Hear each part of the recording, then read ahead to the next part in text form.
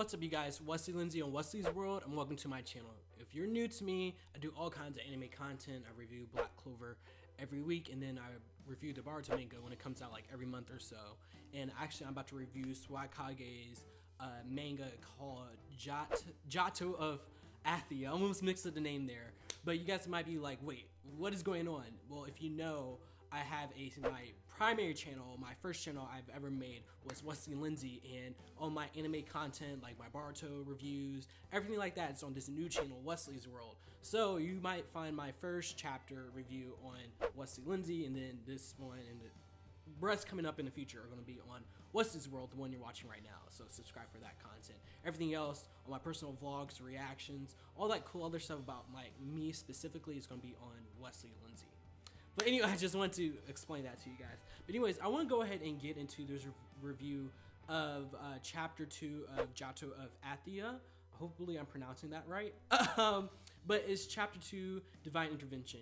Now, if you guys watched my first chapter review of it, I told you guys, like, hey, this is all positive criticism, constructive criticism. There's some things I did not like about the first chapter, and there is things I loved, and I just didn't want to make it seem like I'm just shitting on, you know, Swagkage or his manga, because overall I think it was good. But of course, you know, he's a newbie, he's so new to this, and I feel like, because I do the same thing, I write and I draw manga, and I've been reading and watching Bleach and Naruto for years, so I feel like I was qualified to be able to give some kind of positive criticism for Swag. But anyways, the first chapter review went really well. Swag actually watched it, responded, and he subscribed to me, so that was pretty cool.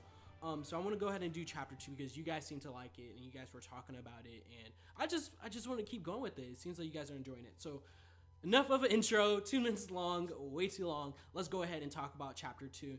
It's called Divine Intervention. As you guys can see, I'm kind of reading off the script. At the same time, I'm gonna be freeballing it, which is kind of funny because I'm actually like freeballing right now. TMI. Okay, but I have to say the cover page of this is absolutely beautiful. I love seeing the flames, and something I actually noticed was like the biggest threat and kind of like the cliffhanger of chapter 1 was that chauffeur lady. She was like, oh yeah, I'm about to kill y'all, and she seemed like she was the biggest threat. But when you flip into chapter 2, you see the splash page. She is on the front page like shook AF.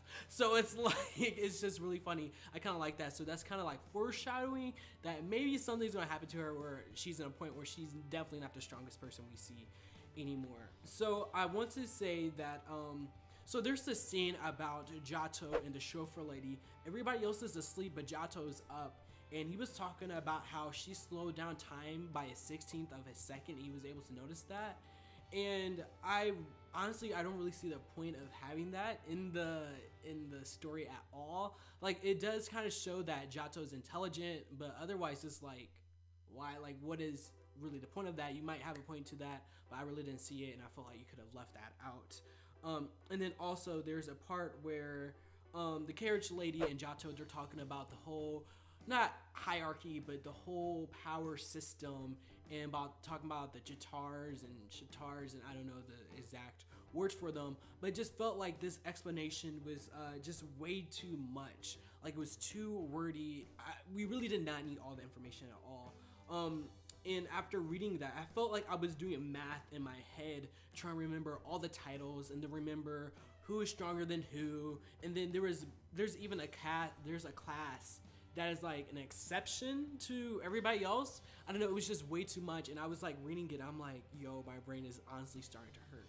So like I said, even in the first chapter, that was like a big grief and grievance that I said, and I'm sure you were able to change that for chapter 2. I'm sure you already had it storyboarded, drawn up and everything, and after you saw my video, it was like too late to make adjustments. Or even if you saw my video and you're like, I don't care what he says, I'm not changing anything, all power to you. I'm just saying that's my opinion on it, and it just felt like it was just way too much. Like, my brain was really like, I was like trying to comprehend it all, but it's like, okay, this is just way too much thought and investment to the story too early in the series. So I think between the time talking about the ranking system and the fact that Jato was talking the 16th of the second thing, I felt like if you took those segments out and you just honestly could have done without them, I think the flow of this chapter would have been way better. It would have sped up and it would have been way more enjoyable. Yeah. Like I said, less lore. I really think if you kept things vague right now and you just kind of allude to stuff like maybe say something about like a power ranking, you don't even get really deep into it, but if you just plant a small little seed you can talk about later on, and that's when we're going to be more invested, that's when more story happens and we're going to be able to understand it more. So like I said, you can just allude to some stuff and you can explain it later. You're giving us way too much early on for right now. So that's just a grieving grievance. Like I said, I don't want you guys to think I'm shitting on Swag. This is all constructive criticism, blah, blah, blah, blah, blah. Anyways, back to the story. So my mind is still a little bit boggled, but it was actually pretty exciting to hear about. Apparently there's like this hero and there was this big, giant, decisive battle. And something that I thought that was really different, I really want to give you so much credit for it, is that we're used to there being some kind of monster attack, and then there's just one guy that's like the savior of the world and he saves everybody. But what I liked about Jato of Athia is that there wasn't one person, there was one really strong person, but what was the really deciding factor was that him and his squad like rendezvoused with another squad, and I don't really know the whole scenario, but the fact that you changed the script on that and there's way more than just like one chosen person of power or one the life of one or whatever kind of child of prophecy kind of stuff. I'm so glad that's not happening at least yet in this story. I'm glad that you kind of just changed that up. And I'm just saying this is definitely a different scenario than something we've ever seen in anime, like typical anime like Bleach, not Bleach, but Naruto and Black Clover specifically that happens. I do want to give the artist so much credit. Some of these shots really show how beautifully this artist can paint and draw. The scenery, the lighting is absolutely beautiful, and just the rain and just the great atmosphere. And I as an artist, especially when it comes to manga, drawing the panels, like all those panels, drawing the same scene and coloring it all over and just making it all fit the same mood is wow. It's like so exhausting and it takes so much. So I really want to give my hats off to the artist of the series. A great job. You're doing a great fantastic job. I did say that I did not really care for your character designs that much, but when it comes to coloring and your consistency of being able to draw is on point. There hasn't been really any panels where I'm like, okay, this panel is obviously really weaker, like he got tired or he didn't spend much time. It's all been really consistent, and I just know that is like hats off to this dude for real. So I love the creepiness of this next scene. It's so creepy and it's so unexpected. Loved it. Okay. So there's this point where the woman in the carriage, she notices or she senses something going around this corner, and as they go around it, we see this shadowy figure, and there's literally these weird people, and they're burning a man alive.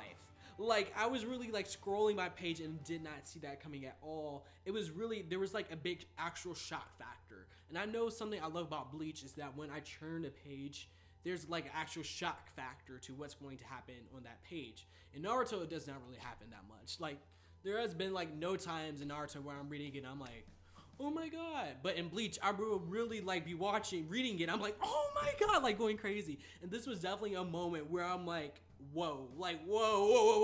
So I do want to give the hats off to that. I was not expecting that. That was creepy, and it was a shock factor, and it hit on point. So the shadowy dude, he nullifies the chauffeur's magic, and there's this one line I find particularly funny and strange. Not funny as in like haha, but funny like there's something going on here. So the shadowy guy says, literally in quotes, "You've just come across a horde of religious zealots burning a man to death. I can't allow you to leave."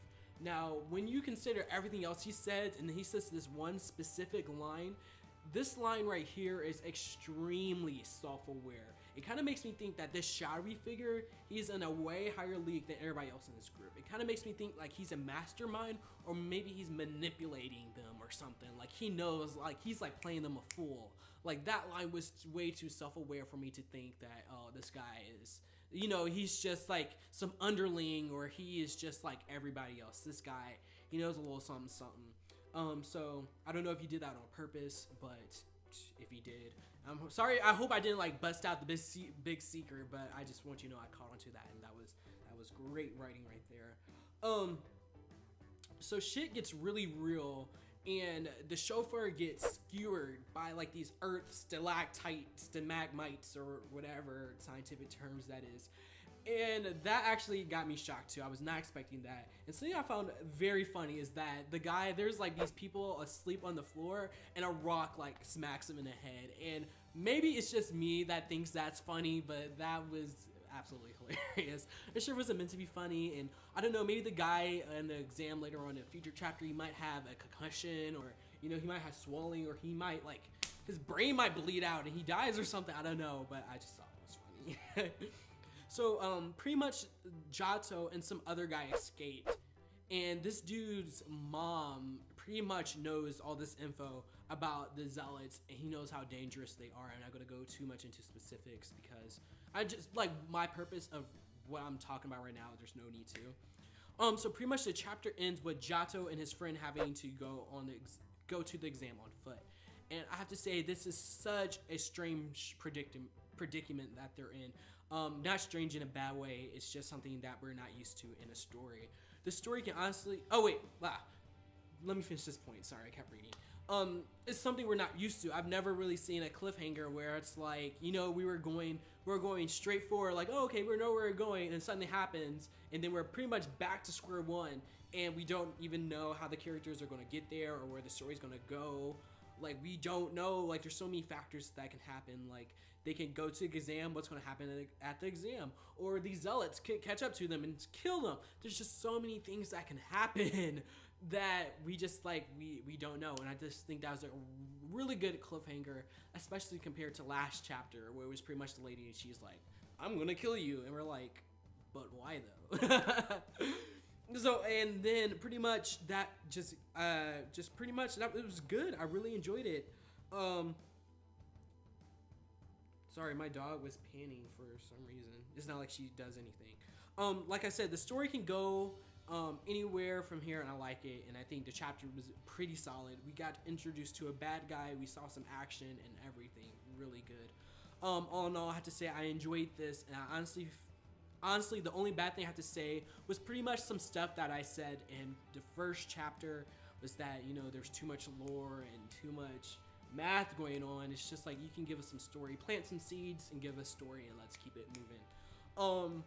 But like I said, I'm sure Swagkage, they were already working on this chapter by the time they saw my review, and there's no time to change stuff, and I understand that maybe in a couple of weeks or whatever, chapter releases after, that's when I can start seeing some improvements in some of the things I pointed out. But you know, I give that to them. I totally understand. And I'm definitely looking forward to chapter 3. Like I said, I'm going to be reviewing it. Anyway, guys, I hope you guys enjoyed this review. Oh, and Swag, if you're watching this, DM me on Twitter is @Wesley. I have it on the screen for you, because there's this big contest that I believe is a huge opportunity for you and your manga Jato of Athia's competition I'm doing. And I want to tell you, but I don't want to put it out and try to spread it out where there's 25 plus contestants adding on just because, you know, I wasn't really discreet about it. I want to tell you, but at the same time I want to be kind of discreet about it, low key, so there's not like 1,000 people trying to enter this competition and give us more competition. But like I said, I think of you more as a friend vibe, and I really want to see you do well. So usually I don't tell anybody, try to keep it low key, but I'm going to do it, and I want you to do it, so make sure you DM me on Twitter @Wesley. I can tell you all about it. But for everybody else, oh, if you enjoyed this video, please consider giving this video a huge like. That'll help me out so much. And then consider subscribing to this channel. I have 55 subscribers on this channel. This growth is kind of slow, but it's, you know, any growth is better than no growth. And like I said, I review the Black Clover anime every week. I really don't see anybody reviewing it and giving an in-depth analysis. Pretty much think a Swagkage but Swagkage-esque review of Black Clover every week when that comes out, and then also do that with the Naruto manga. I really don't see anybody doing that too much.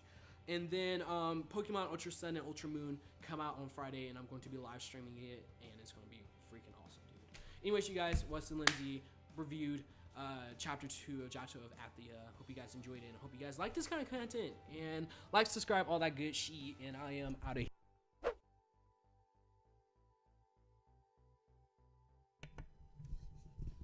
Anyways, I'm out of here. Bye.